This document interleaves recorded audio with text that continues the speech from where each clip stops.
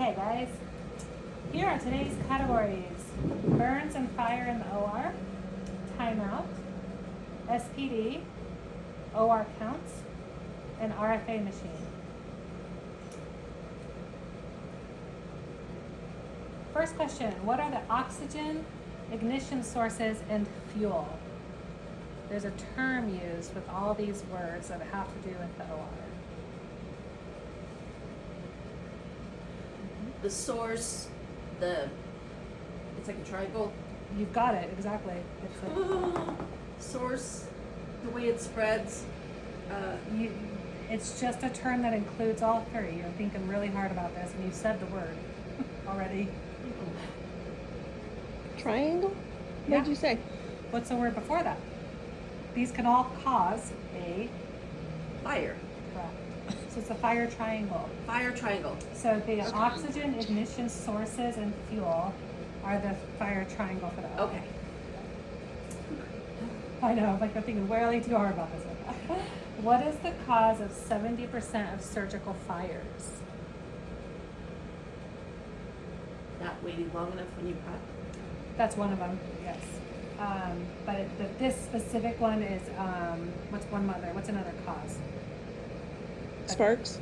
So cautery. Cautery. So cautery is 70%, causes 70% of surgical fires. The prep use that needs to dry for 3 minutes to prevent a surgical fire is Flora prep or anything that has alcohol. perfect. The pad placed during cases using electrosurgical devices is called Grounding pad.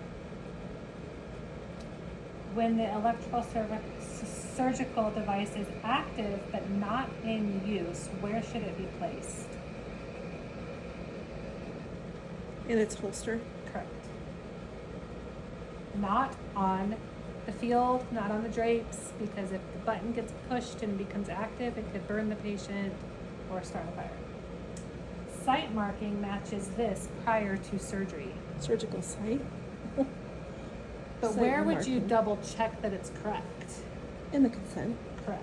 Set. Patient name and date of birth are two identifiers used for this. Timeout. Correct. But And what identifying the patient. Yep, patient verification. Correct. Fire risk is included for all procedures that include the fire triangle and is stated at this time. When do you talk about the fire risk? During a timeout. Timeout. Correct. A timeout is done at this time with all present in the OR, including the patient, anesthesia, surgeon, tech, and nurse. Just before incision. Perfect.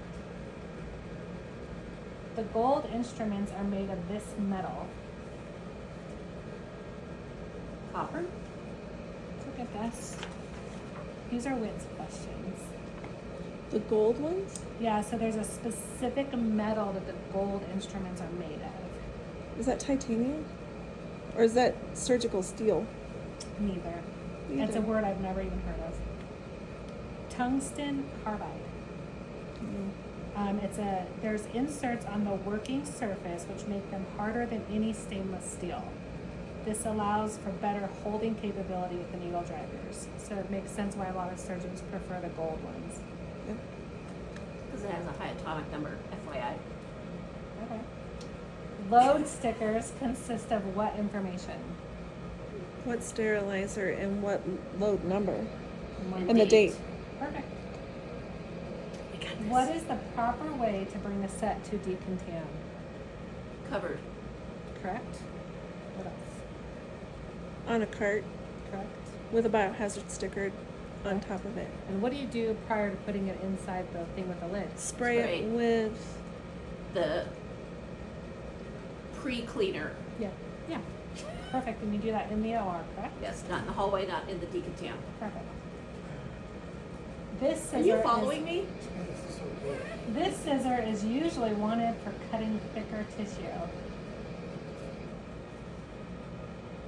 Mayo's. That's literally everybody's answer today. Well, it's Everybody. correct. Yeah. It's actually per WIT, it's a super cut scissor. It's all the black handle scissors that are made to be flat and serrated on one side and they're sharp like a razor on the other side. She said all the black handled scissors are super cut scissors. Okay. But everybody's answer today is fit the nails. All counts should be performed by this many individuals, one of which should be a circulating arm. Surgical. At least 2 people in the surgical, well, the surgical scrub Yeah. doesn't have to be. True. It should sometimes be they a do nurse and a tech or 2 people. 2 people, correct. This person is responsible for counting and recording the sponge, sharps, miscellaneous items, and instruments. Circulating Circulators. nurse. You guys are rocking it. Whoa. Why did it just... It's weird. It's the only time it's ever done this in the pressure video. You're welcome. What the heck? Want me to help you zoom in? I don't know why it did this. It's literally never done that.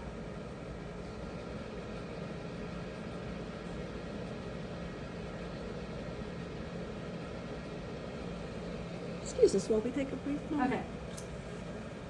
Let's see. Oh, it went away from the... Did you hit escape? Oh, I was gonna say. Okay. Special attention should be given to any item placed in the endocavity, such as the throat or the vagina, and it should be recorded here until it's removed. On the board. Correct. It is recommended that counts be done in the following order. And I'm talking about the stuff you're counting. What order should you count? Patient, surgical site on the patient, Mayo stand, back table, and off the field. That is all correct. What I was looking for was Oh, like laps. You do like laps and raise first, and then sharps second, and then miscellaneous, and then instruments. But you are right. Oh. You're still going to start with laps that are being used, and then Yes. on the Mayo, and then on the back table. So you are correct. Who needs to be notified if the count is wrong or missing items? the doctor. Both, yeah. The surgeon, first off. And then obviously if you guys are looking and can't find it, then yes, me. If I'm not here, then Shannon or Dana. Or whoever's in You can charge. call X-ray. That's coming. Oh, sorry. Jump in the Who are your resources when a count is wrong and you cannot find the missing item and you need an x-ray? Who are my resources? Well, the charge. And, Breast center because they have 2 RTs here 24 or 40 hours a week. Correct. So if Jackie's not here, Or Angela or Krisha. yep, if none of the rad techs that we use and our ORs are not here, then we would use the breast center rad techs because they also have a radiologist. So they have 3 people over there that can help us, minimum of 3 people. So me, Dana, Shannon can get involved and like help navigate that. But they are a resource for us, so we aren't trying to figure out how to, run the CRM. run the CRM without Jackie here. Can a nurse run a CR? We can, but who's going to read it? And like, how do we know we're in the right area? And we're not supposed to be pushing a button, but the doctor can do that part. That's what I was looking for. Yep. We can maneuver it and help position it. And Don't then put the table on top of it. Right, but the doctor has to push the button and they have to read it, so it'd be better if we had a rad tech that could actually do all of that. This machine will not work without a Bovie pad on. Cautery. There's another machine in our building that also will not work without a Bovie pad. RF. Yay, me. So that's a trick question because there's 2.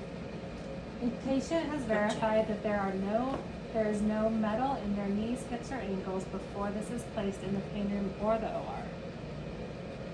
Ground pad. You will find the settings, and I should have reworded this, the physician preferred settings for the RFA machine here. Like, where do you look to see what they like?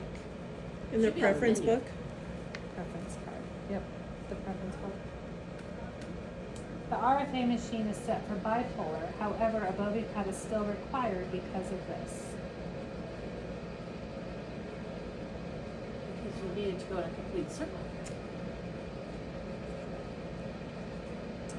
technically you only need it because you're gonna be doing stimulation and it won't work if you don't have a grounding pattern plugged in. The machine won't work. So like, the machine's gonna think it needs it and it's not gonna work. This is per Dottie, she taught me this. For the RF? Mhm. Okay, On I the was gonna RF say. On the RF machine. Okay. If you are in bipolar on the RFA machine, it will not work if you don't have a grounding pattern, even in bipolar mode. One more question, Final Jeopardy. This must be placed in the sterilizer with every load. Indicator. And it has to be the correct one for that machine, because there are two different types. A Steris and then the loud one. The loud one. So the biological. Biological. Good job. You guys are awesome.